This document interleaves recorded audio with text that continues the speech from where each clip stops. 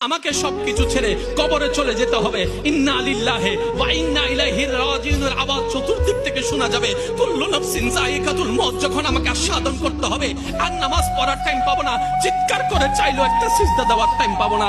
কি আফসোস, কি আফসোস, কি আফসোস আমাদের জন্য যারা আজকে কবরে শুয়ে আছে। তারা রবের কাছে ফরিয়াদ করছে, মাওলা একটা সুযোগ দাও, দুনিয়াতে গিয়ে একটা নামাজ পড়ে আসে, একটা সিজদা দিয়ে আসে।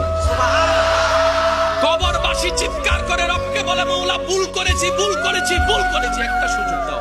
আবার দুনিয়ায় যাব, মাওলা হাজার ব্যবসা থাকুক আমি নামাজ ছাড়বো না, হাজার চাকরি থাকুক আমি নামাজ ছাড়বো না। মাওলা একটা সুযোগ দাও, একটা সুযোগ দাও, একটা সুযোগ দাও। মাটির নিচে যারা আছে তারা বলছে, আর মাটির উপর যারা আছে তারা বলছে, ভাই নামাজ তো পড়তে আয়। একজনে বলে যে কিভাবে আসবো, আমার প্যান্ট তো ঠিক নাই, আমার প্যান্টও ঠিক নাই, আমার শরীর তো পাক নাই, আমার কাপড় তো পাক নাই। আরেকজনে বলে, আমি যদি নামাজে যাই দোকানটা এখন বন্ধ করে লসের টাকা